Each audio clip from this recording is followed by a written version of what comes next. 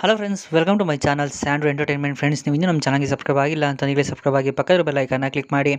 ಅಮೃತಧಾರೆ ಧಾರಾವಾಹಿಯ ಗುರುವಾರದ ಸಂಚಿಕೆಯಲ್ಲಿ ಮೊದಲಿಗೆ ಆನಂದ್ ಅವರು ಹೌದು ಹೊತ್ತಿಗೆ ಆಶ್ರಮದವರು ದುಡ್ಡಿನ ಆಸೆಗೆ ಆ ಮಗುನ ಮಾರ್ಕೊಂಡ್ಬಿಟ್ಟಿದ್ದಾರೆ ಅಂತ ಹೇಳ್ತಾರೆ. ಆ ಮಾತನ್ನು ಕೇಳಿ ಭೂಮಿಕಾ ಅವ್ರಿಗೆ ಗಾಬರಿ ಆಗುತ್ತೆ. ಮಗುನ ದುಡ್ಡಾಸೆಗೋಸ್ಕರ ಮಾರ್ಕೊಂಬಿಟ್ರು ಅವರು ಅಂತ ಕೇಳ್ತಾರೆ.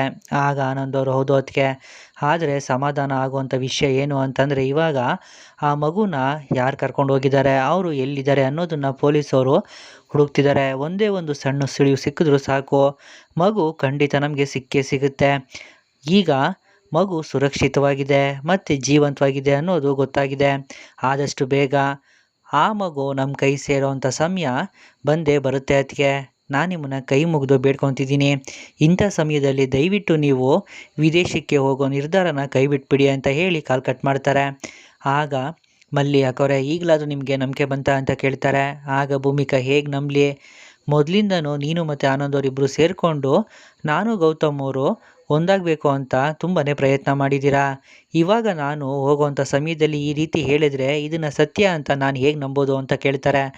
ಆಗ ಮಲ್ಲಿ, ನಂಬಲೇಬೇಕು ಹಾಕೋರೆ, ಇಷ್ಟು ದಿನ ಆ ಮಗು ಬದುಕೇ ಇಲ್ಲ ಅಂತ ನಾವು ಅಂದ್ಕೊಂಡಿದ್ವಿ, ಆದರೆ ಇವಾಗ ಆ ಮಗು ನಮಗೆ ಸಿಗುತ್ತೆ ಅನ್ನೋ ನಂಬಿಕೆ ಬಂದಿದೆ. ಇಂಥ ಸಮಯದಲ್ಲಿ ನೀವು ವಿದೇಶಕ್ಕೆ ಹೋಗ್ತಿರೋದು ಎಷ್ಟು ಸರಿ ಹಾಕೋರೆ. ಇದೊಂದೇ ಒಂದು ಸರಿ ನನ್ನ ಮಾತನ್ನು ನಂಬಿ ದಯವಿಟ್ಟು ವಾಪಸ್ ಮನೆಗೆ ಬಂದುಬಿಡಿ. ಒಂದು ವೇಳೆ ನಾನು ಹೇಳ್ತಿರೋದೇನಾದರೂ ಸುಳ್ಳು ಅನ್ನೋದು ನಿಮಗೆ ಗೊತ್ತಾದರೆ ಆ ಕ್ಷಣವೇ ಬೇಕಾದರೆ ನೀವು ವಾಪಸ್ ಹೋಗಿ, ನಾನು ನಿಮ್ಮನ್ನು ಯಾವುದೇ ಕಾರಣಕ್ಕೂ ತಡೆಯೋದಿಲ್ಲ, ಬರ್ತೀರಾ ಅಲ್ವಾ ಹಾಕೋರೆ ಅಂತ ಕೇಳ್ತಾರೆ. ಆಗ ಭೂಮಿಕಾ ಅವರು, ಸರಿ ಮಲ್ಲಿ, ನಿನ್ನ ಮಾತನ್ನು ನಂಬಿ ನಾನಿವಾಗ ಬರ್ತಿದ್ದೀನಿ. ಒಂದು ವೇಳೆ ನೀವೆಲ್ಲ ಸೇರಿಕೊಂಡು ಸುಳ್ಳು ಹೇಳ್ತಿದ್ದೀರಾ ಅಂತ ನನಗೇನಾದರೂ ಗೊತ್ತಾದರೆ ನಾನು ಹೊರಟ್ಬಿಡ್ತೀನಿ ಅಂತ ಹೇಳ್ತಾರೆ. ಮಲ್ಲಿಯವ್ರಿಗೂ ಖುಷಿ ಆಗುತ್ತೆ. ಎಲ್ಲರೂ ಕೂಡ ಅಲ್ಲಿಂದ ವಾಪಸ್ ಮನೆ ಕಡೆ ಹೊರಡ್ತಾರೆ.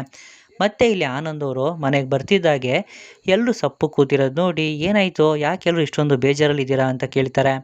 ಆಗ ಅಜ್ಜಿ, ಲೋ ಆಪ್ತ ಮಿತ್ರ, ಎಲ್ಲ ವಿಷಯ ಗೊತ್ತಿದ್ದು ನೀನು ಈ ರೀತಿ ಕೇಳ್ತಿದ್ಯಲ್ಲ, ಅಷ್ಟಕ್ಕೂ ಭೂಮಿಕಾ ಹೀಗೆ ಮಾಡ್ಬೋದಾ, ನಮ್ಮನ್ನೆಲ್ಲ ಬಿಟ್ಟು ಹೋಗೋದಕ್ಕೆ ಅವಳಿಗೆ ಹೇಗಾದರೂ ಮನ್ಸು ಬಂತು ಅಂತ ಹೇಳಿ ಅಳ್ತಿರ್ತಾರೆ. ಆಗ ಆನಂದ್ ಅವರು, ಅಯ್ಯೋ, ಫೋನ್ ಮಾಡಿ ಪ್ರಾಬ್ಲಮ್ ಆಯಿತು ಅಂತ ಏನೋ ಹೇಳಿದೆ, ಮತ್ತೆ ಪ್ರಾಬ್ಲಮ್ ಸರಿಯೋಯ್ತು ಅಂತ ನಾನು ಇವ್ರಿಗೆ ಫೋನ್ ಮಾಡಿ ವಿಷಯನೇ ತಿಳಿಸಿಲ್ವಲ್ಲ ಅಂತ ಯೋಚನೆ ಮಾಡ್ತಾ, ನೋಡಿ, ನೀವು ಬೇಜಾರಾಗಿರೋ ಅವಶ್ಯಕತೆಯೇ ಇಲ್ಲ, ನಿಮ್ಮೆಲ್ರಿಗೂ ಒಂದು ಸಿಹಿ ಸುದ್ದಿ ಇದೆ. ಅದೇನಪ್ಪ ಅಂತಂದರೆ, ಅತ್ತಿಗೆ ಹೊರಟಿದ್ದವರು ವಾಪಸ್ ಬಂದಿದ್ದಾರೆ, ಅವರೆಲ್ಗೂ ಹೋಗ್ತಿಲ್ಲ ಅಂತ ಹೇಳ್ತಾರೆ. ಎಲ್ರಿಗೂ ಖುಷಿ ಆಗುತ್ತೆ. ಆಗ ಅಪರ್ಣ, ಆನಂದ್, ನೀನು ಸತ್ಯ ಹೇಳ್ತಿದ್ಯಾ ತಾನೇ ಅಂತ ಕೇಳ್ತಾರೆ. ಆಗ ಆನಂದ್ ಅವರು, ಹೌದು ಚಿನ್ನ, ನಾನು ಸತ್ಯನೇ ಹೇಳ್ತಿದ್ದೀನಿ, ಸುಳ್ಳು ಹೇಳಿದ್ರೆ ಅಜ್ಜಿ ಬಿಡ್ತಾರಾ, ದೊಣ್ಣೆ ತಗೊಂಡು ನನಗೆ 4 ಬಾರಿಸ್ತಾರೆ ಅಷ್ಟೇ, ನಾನು ಹೇಳ್ತಿರೋದೆಲ್ಲ ನನ್ನ ಹಣೆ ಸತ್ಯ ಅಂತ ಹೇಳ್ತಾರೆ. ಆಗ ಅಜ್ಜಿ, ಇವಾಗ ನನಗೆ ಸಮಾಧಾನ ಆಯಿತು, ತಲೆ ಮೇಲೆ ಇದ್ದಂಥ ಭಾರ ಕೆಳಗಡೆ ಇಳಿಸಿದಷ್ಟೇ ಖುಷಿ ಆಗ್ತಿದೆ ಅಂತ ಹೇಳ್ತಾರೆ. ಆಗ ಭಾಗ್ಯ ಅವರು, ಹೌದಮ್ಮ, ಇನ್ಮುಂದೆ ನಾವು ಕನಸು ಕಾಣ್ಬೋದು, ಭೂಮಿಕಾ ಮತ್ತೆ ವಾಪಸ್ ಬಂದುಬಿಟ್ಲು, ಒಟ್ಟಿನಲ್ಲಿ ಇನ್ನು ಮುಂದೆ ಎಂಥದ್ದೇ ಪರಿಸ್ಥಿತಿ ಬಂದರೂ ಕೂಡ ಅವರಿಬ್ಬರು ದೂರ ಆಗದೆ ಇದ್ದರೆ ಅಷ್ಟೇ ಸಾಕು ಅಂತ ಹೇಳ್ತಾರೆ. ಆಗ ಆನಂದ್ ಅವರು, ಅಮ್ಮ, ನೀವು ಚಿಂತೆ ಮಾಡಬೇಡಿ, ಅವ್ರು ಯಾವುದೇ ಕಾರಣಕ್ಕೂ ದೂರ ಆಗೋದಿಲ್ಲ, ಅಷ್ಟಕ್ಕೂ ದೂರ ಹೋಗಬೇಕು ಅಂತಲೇ ಹೋದವರು ವಾಪಸ್ ಬಂದಿದ್ದಾರೆ ಅಂತಂದರೆ ಇದು ಶುಭ ಸೂಚನೆ ತಾನೇ. ಇಷ್ಟೇ ಆಗಿದೆ ಅಂದಮೇಲೆ ಅಷ್ಟು ಆಗುತ್ತೆ, ನಾವು ಅದಕ್ಕೆಲ್ಲ ಕಾಯಬೇಕಷ್ಟೇ. ಅಷ್ಟಕ್ಕೂ ಅವರಿಬ್ರದ್ದು ಮೇಡ್ ಫಾರ್ ಈಚ್ ಅದರ್ ಜೋಡಿ ಅಲ್ಲ, ಮೇಡ್ ಫಾರ್ ಎವರ್ ಜೋಡಿ. ಅವರು ಒಂದಾಗೆ ಆಗ್ತಾರೆ, ಚೆನ್ನಾಗಿ ಬದುಕ್ತಾರೆ, ನೋಡ್ತೀರಿ ಅಂತ ಹೇಳ್ತಾರೆ. ಆನಂದ್ ಅವ್ರ ಮಾತು ಕೇಳಿ ಎಲ್ರಿಗೂ ಖುಷಿ ಆಗುತ್ತೆ. ಮತ್ತೆ ಇಲ್ಲಿ ದಿಯಾ, ಜೈ, ಕೊನೆಗೂ ನೀವೇನು ಅಚೀವ್ ಮಾಡಬೇಕು ಅಂದ್ಕೊಂಡ್ರೋ ಅದನ್ನೆಲ್ಲ ಸಾಧಿಸಿದ್ದಾಗಿದೆ, ನನಗಂತೂ ತುಂಬಾ ಖುಷಿ ಆಗ್ತಿದೆ ಅಂತ ಹೇಳ್ತಾರೆ. ಆಗ ಜೇಡಿ, ಇಲ್ಲ ಬೇಬಿ, ನನಗೆ ಸಮಾಧಾನ ಆಗ್ತಿಲ್ಲ, ಅಷ್ಟಕ್ಕೂ ನಾನು ಅಂದ್ಕೊಂಡಿದ್ದೇನೋ ಇಡೀ ಆಸ್ತಿ ಎಲ್ಲ ನನ್ನ ಹೆಸರಿಗೆ ಆಗಬೇಕು ಅಂತ ಅಲ್ವಾ, ಇವಾಗ ಆ ಆಸೆ ಈಡೇರಿದೆ, ಆದರೂ ಕೂಡ ನನಗೆ ಸಮಾಧಾನ ಆಗ್ತಿಲ್ಲ. ಅದಕ್ಕೆಲ್ಲ ಕಾರಣ ಆ ಬ್ಲೇಡಿ ರೂರಲ್ ಕೋರ್ಟ್ ಮಲ್ಲಿ ಡೈವರ್ಸ್ ಪೇಪರ್ಗೆ ಸೈನ್ ಹಾಕೋವರೆಗೂ ಆಸ್ತಿ ಪತ್ರಕ್ಕೆಲ್ಲ ಸೈನ್ ಹಾಕಲ್ಲ ಅಂತ ಅವಳು ನನ್ನನ್ನು ಎದುರಿಸಿ ಬೆದರಿಸಿ ನರಳಿಸಿದ್ದಾಳೆ. ಅಂಥವಳಿಗೆ ನಾನು ಏನು ಮಾಡೋಕ್ಕಾಗಲಿಲ್ವಲ್ಲ ಅಂತ ನನ್ನ ಮನಸ್ಸು ಕೊರಗ್ತಿದೆ. ಅವಳನ್ನು ಮಾತ್ರ ಯಾವುದೇ ಕಾರಣಕ್ಕೂ ಸುಮ್ಮನೆ ಬಿಡಬಾರ್ದು ಬೇಬಿ, ಅವಳಿಗೆ ಏನಾದರೂ ಮಾಡಲೇಬೇಕು, ಇಲ್ಲ ಅಂತಂದರೆ ಈ ಜೇಡಿಗೆ ಮರ್ಯಾದೆನೇ ಇರೋದಿಲ್ಲ ಅಂತ ಹೇಳ್ತಾರೆ. ಆಗ ದಿಯಾ, ಕರ್ಮ ಇವಂದು ಮತ್ತೆ ಶುರು ಮಾಡಿಕೊಂಡ, ಒಳ್ಳೆ ದೇವದಾಸ್ ಥರ ಆಡ್ತಾನೆ ಅಂತ ಮನಸ್ಸಲ್ಲೇ ಬೈಕೊತಿರ್ತಾರೆ. ಆಗ ಜೇಡಿ, ಬೇಬಿ, ಆ ಮಲ್ಲಿಗೆ ಏನಾದರೂ ಮಾಡಬೇಕು, ಹೇಗೆ ಮಾಡಬೇಕು ಅಂದರೆ ಪ್ರತಿ ಕ್ಷಣ ಕೂಡ ಅವಳು ನರಳಾಡಬೇಕು. ದೇವರೇ ನನ್ನನ್ನು ಯಾಕಪ್ಪ ಇನ್ನೂ ಬದುಕಿಸಿದ್ಯಾ, ಬೇಗ ಕರ್ಕೊಂಬಿಡು ಅಂತ ಹೇಳಿ ಬೇಡ್ಕೊಬೇಕು. ಹಾಗೆ ಮಾಡ್ತೀನಿ ಅವಳಿಗೆ ಅಂತ ಹೇಳ್ತಾರೆ. ಅಷ್ಟರಲ್ಲಿ ಸುನಿಲ್ ಅಲ್ಲಿಗೆ ಬಂದು ಬಾಸ್ ತಗೊಳ್ಳಿ ಐಸ್ ಕ್ಯೂಬ್ಸ್ ಅಂತ ಹೇಳ್ತಾರೆ. ಆಗ ಜೆ ಡಿ ಏನೋ ಇಷ್ಟು ಬೇಗ ಬಂದಿದ್ಯಾ, 2 ಪೆಗ್ಗೆ ಮುಗಿಸ್ಬಿಟ್ನಲ್ಲೋ, ನೀನು ತಂದಿರೋ ಐಸ್ ಕ್ಯೂಬ್ ಎಲ್ಲ ಮೆಲ್ಟಾಗಿ ನೀರಾಗಿರಬೇಕು ನೋಡು ಅಂತ ಹೇಳ್ತಾರೆ. ಸಾರಿ ಬಾಸ್ ಅಂತ ಸುನಿಲ್ ಹೇಳ್ತಾರೆ. ಆಗ ಜೆ ಡಿ ಮಗ ನಿನ್ನನ್ನು ನೋಡ್ತಿದ್ರೆ ಒಂದು ರೀತಿ ಸ್ಪಾರ್ಕ್ ಬರುತ್ತೆ ಕಣೋ, ಒಂದು ಕೆಲಸ ಮಾಡು, ನೀನು ಸಿಂಪಲ್ ಸುನಿ ಅನ್ನೋದನ್ನು ತೆಗೆದಾಕಿ ಸ್ಪಾರ್ಕ್ ಸುನಿ, ಇಲ್ಲ ಅಂತಂದರೆ ಸ್ಫೂರ್ತಿ ಸುನಿ ಅಂತ ಹೆಸರಿಟ್ಕೊಂಬಿಡು. ಯಾಕೆ ಅಂತಂದರೆ ನಿನ್ನನ್ನು ನೋಡಿದಾಗೆಲ್ಲ ಸ್ಫೂರ್ತಿ ಚಿಲುಮೆ ಥರ ಏನೇನೋ ಐಡಿಯಾ ಬರ್ತಿರುತ್ತೆ. ಈಗಲೂ ಕೂಡ ನನಗೆ ಒಂದು ಐಡಿಯಾ ಬಂದಿದೆ ಅಂತ ಹೇಳ್ತಾರೆ. ಏನು ಐಡಿಯಾ ಬಾಸ್ ಅಂತ ಸುನಿಲ್ ಕೇಳ್ತಾರೆ. ಆಗ ಜಯದೇವ್ ಅವರು ಇಲ್ಲ ಕಣೋ, ನನಗೆ ಯಾಕೋ ಇವಾಗ ಮೂಡಿಲ್ಲ, ಒಂದು ಕೆಲಸ ಮಾಡು, ಒಳ್ಳೆ ಹುಡುಗನ ಥರ ನೀನು ಕತ್ಲಾಗೋಕ್ಕೂ ಮುಂಚೆ ಮನೆ ಸೇರ್ಕೊಂಬಿಡು. ಯಾಕೆ ಅಂತಂದರೆ ಈಗಿನ ಕಾಲದಲ್ಲಿ ಗಂಡ್ಮಕ್ಳು ಶೀಲಕ್ಕೆ ಸ್ವಲ್ಪ ಕೂಡ ಬೆಲೆನೇ ಇಲ್ಲ ಅಂತ ಹೇಳ್ತಾರೆ. ಆಗ ಸುನಿಲ್ ಬಾಸ್ ಅದು ಅಂತೇನು ಹೇಳಕ್ಕೆ ಹೋಗ್ತಾರೆ. ನಾನು ಒಂದು ಸರಿ ಹೇಳಿದ್ರೆ ಒಳ್ಳೆ ಹುಡುಗನ ಥರ ಮಾತನ್ನು ಕೇಳಬೇಕು, ಹೋಗು ಅಂತ ಹೇಳಿದೆ ತಾನೇ ಅಂತಾರೆ. ಸರಿ ಬಾಸ್ ಅಂತ ಹೇಳಿ ಸುನಿಲ್ ಅಲ್ಲಿಂದ ಹೋಗ್ತಾರೆ. ಆಗ ದಿಯಾ ಅಲ್ಲ ಜೈ, ಏನೋ ಫ್ಲ್ಯಾಶ್ ಆಯಿತು ಅಂತ ಹೇಳಿ ಏನು ಹೇಳಿದೆ ಅವ್ರನ್ನ ಹಾಗೆ ಕಳಿಸ್ಬಿಟ್ರಲ್ಲ, ಯಾಕೆ ಅಂತ ಕೇಳ್ತಾರೆ. ಆಗ ಜೆ ಡಿ ಬೇಬಿ, ಈ ಜೆ ಡಿ ಒಂದು ಸರಿ ಏನಾದರೂ ಹೇಳಿದ್ರೆ ಅದಕ್ಕೆ 100 ರೀಸನ್ಸ್ ಇರುತ್ತೆ. ಆ ಐಡಿಯಾ ಹೇಳೋದಕ್ಕೆ ನನಗೆ ಒಂದಷ್ಟು ಕನ್ಫರ್ಮೇಷನ್ ಆಗಬೇಕು, ಅದೆಲ್ಲ ಸಿಕ್ಕಿದ ಮೇಲೆ ಅದೇನು ಅಂತ ಹೇಳ್ತೀನಿ ಅಂತಾರೆ. ದಿಯಾಗೂ ಖುಷಿಯಾಗುತ್ತೆ. ಒಟ್ಟಿನಲ್ಲಿ ಜೈ ಹೆಸರಿಗೆ ಎಲ್ಲ ಆಸ್ತಿನೂ ಬಂದಿದೆ ಅಂತ ಆಯಿತು. ಇನ್ನು ಮುಂದೆ ಇವ್ರ ಮೇಲೆ ಕಾನ್ಸಂಟ್ರೇಷನ್ ಮಾಡಿದ್ರೆ ನನ್ನ ಕೆಲಸ ಮುಗಿಯುತ್ತೆ ಅಂತ ಯೋಚನೆ ಮಾಡ್ತಿರ್ತಾರೆ. ಮತ್ತೆ ಇಲ್ಲಿ ಮಿಂಚು ದೇವ್ರ ಮುಂದೆ ನಿಂತ್ಕೊಂಡು ಬೇಡ್ಕೋತಾ ಇರ್ತಾಳೆ. ಆಗ ಗೌತಮ್, ಪುಟ ಬಾ, ನಾನು ನಿನಗೆ ಊಟ ಹಾಕ್ಕೊಡ್ತೀನಿ, ಊಟ ಮಾಡು, ಎಷ್ಟೊತ್ತು ಅಂತ ಹಸ್ಕೊಂಡಿರ್ತೀಯ ಅಂತ ಕೇಳ್ತಾರೆ. ಆಗ ಮಿಂಚು, ಬೇಡ ಪಾಪ ನನಗೆ ಹಸಿವಿಲ್ಲ ಅಂತ ಹೇಳ್ತಾಳೆ. ಬೇಡ ಅಂದರೆ ಹೇಗೆ, ಸ್ವಲ್ಪ ಊಟ ಮಾಡು ಬಾ ಪುಟ ಅಂತ ಗೌತಮ್ ಹೇಳ್ತಾರೆ. ಆಗ ಮಿಂಚು, ನನಗೆ ಬೇಡ ಪಾಪ ಅಂತ ಹೇಳ್ತಾಳೆ. ಅದೇ ಸಮಯಕ್ಕೆ ಭೂಮಿಕಾ ಅವರು ವಟಾರಕ್ಕೆ ಬರ್ತಾರೆ. ಆಗ ಅಪ್ಪು ಮಿಂಚು ಮಿಂಚು ಅಂತ ಕರೀತಾನೆ. ಮಿಂಚುಗೆ ಖುಷಿಯಾಗುತ್ತೆ. ಹೊರಗಡೆ ಬಂದು ನೋಡ್ತಾಳೆ. ಭೂಮಿಕಾ ಅವರು ವಾಪಸ್ ಬಂದಿರೋದು ನೋಡಿ ಅವಳಿಗೆ ಖುಷಿಯಾಗುತ್ತೆ. ಕೆಳಗಡೆ ಹೋಗ್ತಾಳೆ. ಗೌತಮ್ ಅವರು ಹೊರಗಡೆ ಬರ್ತಾರೆ. ಭೂಮಿಕಾ ಅವರು ವಾಪಸ್ ಬಂದಿರೋದು ನೋಡಿ ಅವ್ರಿಗೂ ಖುಷಿಯಾಗುತ್ತೆ. ಮತ್ತು ಮಿಂಚು ಅಪ್ಪನ ತಪ್ಕೊಂಡು ಅಳ್ತಾ ಇರ್ತಾಳೆ. ಆಗ ಅಪ್ಪು, ಏನಾಯಿತು, ಯಾಕೆ ಅಳ್ತಾ ಇದೆಯಾ ಅಂತ ಕೇಳ್ತಾನೆ. ಆಗ ಮಿಂಚು, ನೀವೆಲ್ಲ ನನ್ನ ಬಿಟ್ಟು ಹೋದ್ರಲ್ವಾ, ಮತ್ತೆ ವಾಪಸ್ ಬರಲ್ವೇನೋ ಅಂತ ತುಂಬ ಬೇಜಾರಾಗಿತ್ತು, ಆದರೆ ವಾಪಸ್ ಬಂದ್ರಲ್ಲ ಈಗ ಖುಷಿ ಆಗ್ತಿದೆ ಅಂತ ಹೇಳ್ತಾಳೆ. ಆಗ ಅಪ್ಪು, ನಾವು ವಾಪಸ್ ಬಂದಾಯ್ತಲ್ಲ, ಯಾಕೆ ಅಳ್ತಿದ್ಯಾ, ನೀನು ಸಮಾಧಾನ ಮಾಡ್ಕೊತ ಹೇಳಿ ಮಿಂಚುಗೆ ಕಣ್ಣೀರು ಒರೆಸ್ತಾನೆ. ಮತ್ತು ಮಿಂಚು, ಮ್ಯಾಮ್ ನೀವು ವಾಪಸ್ ಬಂದ್ರಲ್ಲ, ಮತ್ತೆ ಇನ್ಯಾವತ್ತು ಈ ರೀತಿ ಬಿಟ್ಟು ಹೋಗಲ್ವಾ ತಾನೇ, ಇಲ್ಲೇ ಇರ್ತೀರಲ್ವ ನೀವು ಅಂತ ಕೇಳ್ತಾಳೆ. ಆಗ ಭೂಮಿ ಹೌದು ಅಂತ ತಲೆ ಆಡಿಸ್ತಾರೆ. ಮಿಂಚು ಭೂಮಿಕನ ತಪ್ಕೋತಾಳೆ. ಭೂಮಿಕವ್ರಿಗೂ ಖುಷಿ ಆಗುತ್ತೆ. ಆಗ ಅಪ್ಪು, ನಾನು ಹೋಗಿ ಫ್ರೆಶ್ ಅಪ್ ಆಗ್ಬಿಟ್ಟು ಬರ್ತೀನಿ, ನಾವು ಆಟ ಆಡೋಣ ಸರಿನಾ ಅಂತ ಹೇಳಿ ಮನೆ ಹತ್ರ ಹೋಗ್ತಾನೆ. ಮತ್ತು ಮಿಂಚುನು ಮೇಲೆ ಬರ್ತಾಳೆ. ಅಪ್ಪು ಭೂಮಿಕಾ ಗೌತಮ್ ಅವ್ರನ್ನೇ ನೋಡ್ತಾ ಇರ್ತಾರೆ. ಅವರು ಮನೆ ಒಳಗಡೆ ಹೋಗ್ತಾರೆ. ಮತ್ತು ಮಿಂಚು, ಪಪ್ಪ ಆಕಾಶ್ ಮತ್ತು ಮ್ಯಾಮ್ ವಾಪಸ್ ಬಂದಿದ್ದಾರೆ ಪಪ್ಪ ಅಂತ ಹೇಳ್ತಾಳೆ. ಹೌದು ಕಂದ, ನಿನ್ನ ಕಾಲ್ಗುಣ ತುಂಬ ಚೆನ್ನಾಗಿದೆ, ನೀನು ಲಕ್ಕಿ ಚಾಮ್ ಅಂತ ನಾನು ಅವತ್ತೇ ಹೇಳಿದ್ದೆ ತಾನೇ, ನೀನು ದೇವ್ರ ಹತ್ರ ಬೇಡ್ಕೋತಾ ಇದ್ದೆ ಅಲ್ವಾ, ಅದಕ್ಕೆ ಆ ದೇವರು ನಿನ್ನ ಬೇಡಿಕೆನ ಈಡೇರಿಸಿದ್ದಾನೆ, ಅವರು ವಾಪಸ್ ಬಂದ್ರಲ್ಲ ಅಷ್ಟೇ ಸಾಕು ಬಿಡು ಅಂತ ಹೇಳ್ತಾರೆ. ಮಿಂಚುಗೆ ಖುಷಿಯಾಗುತ್ತೆ. ಮತ್ತು ಆನಂದ್ ಅವರು ಗೌತಮ್ ಅವ್ರಿಗೆ ಫೋನ್ ಮಾಡ್ತಾರೆ. ಗೌತಮ್ ಅವರು ಫೋನ್ ರಿಸೀವ್ ಮಾಡ್ತಾರೆ. ಹೇಳೋ ಏನು ವಿಷಯ ಅಂತ ಕೇಳ್ತಾರೆ. ಏನಿಲ್ಲ ಗೆಳೆಯ, ಮಾತಾಡಬೇಕು ಅಂತ ಅನ್ನಿಸ್ತು, ಅದಕ್ಕೆ ಫೋನ್ ಮಾಡಿದೆ. ಮತ್ತು ಅಲ್ಲಿ ಹವಾಮಾನ ಎಲ್ಲ ಹೇಗಿದೆ ಅಂತ ಕೇಳ್ತಾರೆ. ಆಗ ಗೌತಮ್, ಏನೋ ಹೀಗೆ ಮಾತಾಡ್ತಿದ್ಯಾ, ನೀನು ಬೇರೆ ದೇಶದಲ್ಲಿದೆಯಾ, ನಾನು ಬೇರೆ ದೇಶದಲ್ಲಿದ್ದೀನಿ ಅನ್ನೋ ಹಾಗೆ ಹವಾಮಾನ ಹೇಗಿದೆ ಅಂತ ಕೇಳ್ತಿದ್ಯಲ್ಲ, ಅಲ್ಲಿ ಚಳಿ ಇದ್ದರೆ ಇಲ್ಲೂ ಚಳಿನೇ ಇರುತ್ತೆ, ಸುಮ್ಮನೆ ಮಾತಾಡಬೇಕು ಅಂತ ಏನೇನೋ ಮಾತಾಡಬೇಡ, ಮೊದಲು ಏನು ವಿಷಯ ಅದನ್ನು ಹೇಳೋ ಅಂತ ಕೇಳ್ತಾರೆ.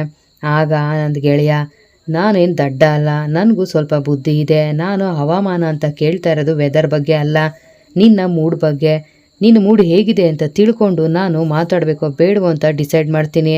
ಮತ್ತು ನಾನು ಫೋನ್ ಮಾಡಿ ಇದ್ದಕ್ಕಿದ್ದಾಗೆ ಏನೇನೋ ಮಾತಾಡಿದ್ರೆ ನೀನು ಗುರ್ರಂತೀಯಲ್ಲಪ್ಪ, ಅದಕ್ಕೆ ಈಗ ನಿನ್ನ ಮೂಡ್ ಹೇಗಿದೆ ಹೇಳೋ, ಮಾತಾಡಬಹುದಾ ಅಂತ ಕೇಳ್ತಾರೆ. ಆಗ ಗೌತಮ್, ನನ್ನ ಮೂಡ್ ಚೆನ್ನಾಗಿದೆ, ಏನು ಬೇಕಾದರೂ ಮಾತಾಡೋ ನೀನು ಅಂತ ಹೇಳ್ತಾರೆ. ಏನೋ ಗೆಳೆಯ, ನಿನ್ನ ಧ್ವನಿಲಿ ಇಷ್ಟೊಂದು ಉತ್ಸಾಹ ಕಾಣ್ತಾ ಇದೆ, ಏನಾದರೂ ಗುಡ್ ನ್ಯೂಸ್ ಇದೆಯಾ ಅಂತ ಆನಂದ್ ಕೇಳ್ತಾರೆ. ಆಗ ಗೌತಮ್, ಹೌದು ಕಣೋ, ಇದೊಂದು ರೀತಿ ಗುಡ್ ನ್ಯೂಸ್ ಇದ್ದಾಗೆ, ಭೂಮಿಕವರು ಇದ್ದಕ್ಕಿದ್ದಾಗೆ ಫಾರಿನ್ಗೆ ಹೋಗ್ತೀನಿ ಅಂತ ಹೇಳಿ ಹೊರಟೇ ಬಿಟ್ರು ಅಂತ ಹೇಳ್ತಾರೆ. ಏನೋ ಹೇಳ್ತಿದ್ಯಾ, ಅದಕ್ಕೆ ವಿಮಾನದಲ್ಲಿ ಹೋಗ್ತೀನಿ ಅಂತ ಹೊರಟಿದ್ರಾ ಅಂತ ಆನಂದ್ ಕೇಳ್ತಾರೆ. ಹೌದು, ಆದರೆ ಇದ್ದಕ್ಕಿದ್ದಾಗೆ ವಾಪಸ್ ಬಂದರು, ಯಾಕೆ ಅಂತಲೇ ಗೊತ್ತಾಗ್ತಿಲ್ಲ ಅಂತ ಹೇಳ್ತಾರೆ. ಆಗ ಆನಂದ್, ವಾಪಸ್ ಬಂದಿದ್ದು ಒಳ್ಳೇದೇ ಆಯಿತು ಬಿಡು ಗೆಳೆಯ, ಇಲ್ಲ ಅಂದಿದ್ರೆ ಮಧ್ಯೆ ಹೋಗಿ ನಿಲ್ಸೋಕ್ಕಾಗ್ತಿತ್ತು, ಇರಲಿ ಬಿಡು, ಏನಾದರೂ ಆಗಲಿ ನೀವಿಬ್ಬರು ಒಟ್ಟಿಗೆ ಚೆನ್ನಾಗಿರಬೇಕು ಅನ್ನೋದಷ್ಟೇ ನನ್ನ ಆಸೆ ಅಂತ ಹೇಳ್ತಾರೆ. ಆಗ ಗೌತಮ್ ಅವರು, ಆದರೂ ಅವ್ರು ಇದ್ದಕ್ಕಿದ್ದಾಗೆ ಯಾಕೆ ವಾಪಸ್ ಬಂದರು ಅಂತಲೇ ಗೊತ್ತಾಗ್ತಿಲ್ಲ ಕಣೋ ಅಂತ ಹೇಳ್ತಾರೆ. ಅದಕ್ಕೆ ಯಾಕೆ ಇಷ್ಟೊಂದು ತಲೆ ಕೆಡಿಸ್ಕೊತಾ ಇದೆಯಾ, ನೇರವಾಗಿ ಹೋಗಿ ಅವ್ರ ಹತ್ರ ಮಾತಾಡು, ಅವರೇ ಹೇಳ್ತಾರಲ್ವಾ ಅಂತ ಆನಂದ್ ಹೇಳ್ತಾರೆ. ಆಗ ಗೌತಮ್ ಹೊರಡುವಾಗ ಕೇಳಿದೆ, ಅವರು ಮಗು ಭವಿಷ್ಯದ ಬಗ್ಗೆ ಯೋಚನೆ ಮಾಡಿ ಹೋಗ್ತಾ ಇದ್ದೀನಿ ಅಂತ ಹೇಳಿದ್ರು, ಈಗ ಇದ್ದಕ್ಕಿದ್ದಾಗೆ ವಾಪಸ್ ಬಂದಿದ್ದಾರೆ. ಈಗ ಯಾರು ಭವಿಷ್ಯದ ಬಗ್ಗೆ ಯೋಚನೆ ಮಾಡಿ ವಾಪಸ್ ಬಂದಿದ್ದಾರೋ ಗೊತ್ತಿಲ್ಲ ಅಂತ ಹೇಳ್ತಾರೆ. ಇರಲಿ ಬಿಡು ಗೆಳೆಯ, ನೀನು ಹೋಗಿ ಅವ್ರ ಹತ್ರ ಕೇಳೋದು, ಅವರೇನೋ ಉತ್ತರ ಕೊಡೋದು, ಅದನ್ನ ನಿನಗೆ ಬೇಜಾರಾಗೋದು, ಅವರು ಬೇಜಾರು ಮಾಡ್ಕೊಳ್ಳೋದು, ಇದೆಲ್ಲ ಯಾಕೆ ಬೇಕು? ಈಗ ನೀನು ಈ ಮೂಮೆಂಟ್ನ ಎಂಜಾಯ್ ಮಾಡೋ ಸಾಕು. ನಿನ್ನ ಫಾಸ್ಟು ಫ್ಯೂಚರು ಎಲ್ಲ ಬಿಟ್ಟಾಕೋ, ಪ್ರೆಸೆಂಟ್ ಬಗ್ಗೆ ಮಾತ್ರ ಯೋಚನೆ ಮಾಡು, ಖುಷಿಯಾಗಿರೋ ಅಷ್ಟೇ ಅಂತ ಹೇಳ್ತಾರೆ. ಮತ್ತು ನಾನು ನಿನ್ನ ಹತ್ರ ಒಂದು ಮುಖ್ಯವಾದ ವಿಷಯ ಮಾತಾಡಬೇಕಿತ್ತು, ಅದಕ್ಕೆ ಫೋನ್ ಮಾಡಿದೆ ಅಂತ ಆನಂದ್ ಹೇಳ್ತಾರೆ. ಆಗ ಗೌತಮ್, ಏನೋ ವಿಷಯ, ಏನೋ ಹೇಳೋದಾದರೆ ಬೇಗ ಹೇಳಿಲ್ಲ ನೋಡಿ ನಾನು ಫೋನ್ ಕಟ್ ಮಾಡ್ತೀನಿ ಅಂತ ಹೇಳ್ತಾರೆ. ಹೇಳ್ತೀನಿ ಇರು ಗೆಳೆಯ, ಯಾಕೆ ಅಷ್ಟೊಂದು ಅರ್ಜೆಂಟ್ ಮಾಡ್ತಿದ್ದೀಯ ಅಂತ ಆನಂದ್ ಹೇಳ್ತಾರೆ. ನೀನು ಫೋನ್ ಕಟ್ ಮಾಡೋ ಹಾಗೆ ಕಾಣ್ತಿಲ್ಲ, ನಾನೇ ಫೋನ್ ಕಟ್ ಮಾಡ್ತೀನಿ ಅಂತ ಹೇಳಿ ಗೌತಮ್ ಅವರು ಫೋನ್ ಕಟ್ ಮಾಡ್ತಾರೆ. ಆಗ ಆನಂದ್, ಗೆಳೆಯ ಏನು ವಿಷಯ ಗೊತ್ತಾ, ಅತ್ತಿಗೆಗೆ ಇನ್ನೊಂದು ಮಗು ಬದುಕಿದೆ ಅನ್ನೋ ವಿಷಯ ಗೊತ್ತಿರಲಿಲ್ಲ, ಇವತ್ತು ನಾನೇ ಅವ್ರಿಗೆ ಸತ್ಯ ಹೇಳಿದೆ ಅಂತ ಹೇಳ್ತಾರೆ. ಹಲೋ ಹಲೋ ಅಂತ ಹೇಳಿ ಫೋನ್ನ ನೋಡ್ತಾರೆ. ಇವನೇನು ಫೋನ್ ಕಟ್ ಮಾಡಿದಾನೆ, ಇರಲಿ ಅವ್ನು ಫೋನ್ ಕಟ್ ಮಾಡಿದ್ರೆ ಏನಂತೆ, ನಾನೇನು ಬಿಟ್ಬಿಡ್ತೀನ, ಮತ್ತೆ ಫೋನ್ ಮಾಡ್ತೀನಿ, ಈ ವಿಷಯ ಹೇಳೋ ತನಕ ಬಿಡೋದಿಲ್ಲ ಅಂತ ಹೇಳಿ ಮತ್ತೆ ಫೋನ್ ಮಾಡ್ತಾ ಇರ್ತಾರೆ. ಆಗ ಗೌತಮ್ ಅವರು ಮತ್ತೆ ಫೋನ್ ಕಟ್ ಮಾಡ್ತಾ ಇರ್ತಾರೆ. ನನ್ನ ಫೋನೇ ಕಟ್ ಮಾಡ್ತಾ ಇದೆಯಾ, ಇರಲಿ ಬಿಡು, ನೀನೇ ಫೋನ್ ಮಾಡಿ ಏನೋ ಹೇಳಕ್ಕೆ ಬಂದಲ್ಲ, ಏನು ವಿಷಯ ಹೇಳು ಅಂತ ಕೇಳಬೇಕು, ಅಲ್ಲಿ ತನಕ ನಾನು ನಿನಗೆ ಫೋನ್ ಮಾಡೋದೇ ಇಲ್ಲ ಅಂತ ಆನಂದ್ ಅವರು ಬೈಕೋತಾ ಇರ್ತಾರೆ. ಮತ್ತೆ ಇಲ್ಲಿ ಮಿಂಚು ಆಕಾಶ್ ಇಬ್ಬರು ಮಾತಾಡ್ತಾ ಇರ್ತಾರೆ.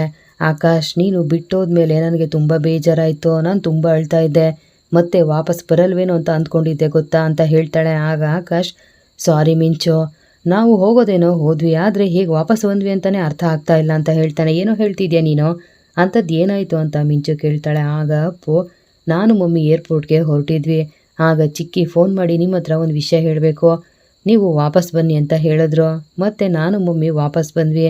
ಆಗ ಚಿಕ್ಕಿ ಅವ್ರಿಗೆ ಏನೋ ಒಂದು ವಿಷಯನ ಹೇಳಿದ್ರು, ಪಪ್ಪ ಮಮ್ಮಿಗೆ ಒಂದು ಹೆಣ್ಮಗು ಇತ್ತಂತೆ, ಅದ್ರ ಬಗ್ಗೆ ಹೇಳ್ತಾಯಿದ್ರು, ಅದು ಸತ್ತಿಲ್ಲ ಬದುಕಿದೆ ಅಂತ ಹೇಳಿದ್ರು, ಈಗ ಚಿಕ್ಕ ಪಾಪನ ಹುಡ್ಕೋದಕ್ಕೆ ಅಂತಲೇ ನಾವು ವಾಪಸ್ ಬಂದಿದ್ದು ಅಂತ ಹೇಳ್ತಾನೆ. ಏನೋ ಹೇಳ್ತಿದ್ಯಾ, ಹೆಣ್ಮಗು ಇತ್ತಾ, ಇನ್ನೊಂದು ಮಗು ಇದೆಯಾ ಹಾಗಾದರೆ ಅಂತ ಮಿಂಚು ಕೇಳ್ತಾಳೆ. ಆಗ ಅಪ್ಪು, ಹೌದು, ಆದರೆ ಆ ಮಗು ಪಾಪು ಇರೋವಾಗಲೇ ಕಳೆದೋಗಿದ್ಯಂತೆ, ಈಗ ಆ ಮಗುನ ಹುಡ್ಕೋದಕ್ಕೆ ಅಂತಲೇ ನಾವು ವಾಪಸ್ ಬಂದಿದ್ದು. ನಮ್ಮ ಪಪ್ಪ ಮಮ್ಮಿ ನನ್ನಿಂದ ಎಲ್ಲ ವಿಷಯನೂ ಮುಚ್ಚಿಟ್ಟಿದ್ದಾರೆ, ತುಂಬ ಸೀಕ್ರೆಟ್ ಮೇಂಟೈನ್ ಮಾಡ್ತಾ ಇದ್ದಾರೆ ಅವರು, ಅವ್ರ ಜೊತೆ ಸೇರಿಕೊಂಡು ಚಿಕ್ಕಿನೂ ಹಾಗೆ ಮಾಡ್ತಾ ಇದ್ದಾರೆ.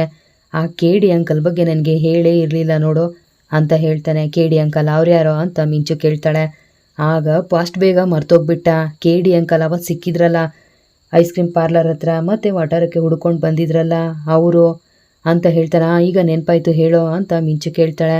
ಆಗ ಅಪ್ಪು, ಅವರು ತುಂಬ ಡೇಂಜರ್, ನಾವು ಅಂದ್ಕೊಂಡಿರೋ ಹಾಗಲ್ಲ, ಅವರು ಬೇರೆ ಯಾರೂ ಅಲ್ಲ, ಅವರು ನನಗೆ ಸ್ವಂತ ಅಂಕಲ್ ಆಗಬೇಕು, ಅವರಿಂದ ನಾವು ತುಂಬ ಹುಷಾರಾಗಿರಬೇಕು, ಯಾವುದೇ ಕಾರಣಕ್ಕೂ ಅವ್ರ ಕೈಗೆ ಸಿಕ್ಕಾಕೋಬಾರ್ದು, ಮತ್ತು ಪಪ್ಪ ಮಮ್ಮಿ ಜೊತೆಲಿದ್ದಾರೆ ಅನ್ನೋ ವಿಷಯ ಯಾವುದೇ ಕಾರಣಕ್ಕೂ ಅವ್ರಿಗೆ ಗೊತ್ತಾಗಬಾರ್ದು ಮಿಂಚು, ನಾನು ಹುಷಾರಾಗಿರ್ತೀನಿ, ನೀನು ಹುಷಾರಾಗಿರೋ ಅಂತ ಹೇಳ್ತಾನೆ. ಸರಿ ಆಯಿತು, ನಾನು ಹುಷಾರಾಗಿರ್ತೀನಿ ಅಂತ ಮಿಂಚು ಹೇಳ್ತಾಳೆ. ಮತ್ತು ಇಲ್ಲಿ ಭೂಮಿ ರೂಮಲ್ಲಿ ಒಬ್ಬರೇ ಕೂತ್ಕೊಂಡಿರ್ತಾರೆ. ಆನಂದ್ ಅವ್ರ ಜೊತೆ ಮಾತಾಡಿದ್ರ ಬಗ್ಗೆನೇ ಯೋಚನೆ ಮಾಡ್ತಾ ಇರ್ತಾರೆ. ಅಲ್ಲಿಗೆ ಮಲ್ಲಿ ಬರ್ತಾರೆ. ಅಕ್ಕೋರೆ, ಬಾವವ್ರನ್ನ ನೆನೆಸ್ಕೊಂಡ್ರೆ ನನಗೆ ತುಂಬ ಸಂಕಟ ಆಗ್ತಾ ಇದೆ, ಇಷ್ಟು ದಿನ ಅವ್ರ ಬಗ್ಗೆ ಇದ್ದಿದ್ದ ಭಾವನೆನೇ ಬೇರೆ, ಗೌರವನೇ ಬೇರೆ, ಈಗ ವಿಷಯ ಗೊತ್ತಾದ ಮೇಲೆ ತುಂಬ ಸಂಕಟ ಆಗ್ತಾ ಇದೆ, ಎಷ್ಟೇ ನೋವಾದರೂ ಅವರೊಬ್ಬರೇ ಅನುಭವಿಸ್ತಾರೆ, ಅದನ್ನು ಯಾರ ಹತ್ರನೂ ಹೇಳ್ಕೊಳ್ಳೋದಿಲ್ಲ, ಎಷ್ಟೇ ಯಾರು ತುಂಬ ದೊಡ್ಡ ವ್ಯಕ್ತಿತ್ವ, ದೊಡ್ಡ ಗುಣ ಅವ್ರದ್ದು, ಅವರು ತುಂಬಾ ಸಂಕಟ ಅನುಭವಿಸ್ತಾ ಇದ್ದಾರೆ ಅಲ್ವಾ ಅಕ್ಕೋರೆ ಅಂತ ಕೇಳ್ತಾರೆ. ಆಗ ಭೂಮಿ, ಹೌದು ಮಲ್ಲಿ ಅಂತ ಹೇಳಿ ಏನೋ ಯೋಚನೆ ಮಾಡ್ತಾ ಇರ್ತಾರೆ. ಮಲ್ಲಿ ಅವ್ರನ್ನೇ ನೋಡ್ತಾ ಇರ್ತಾರೆ.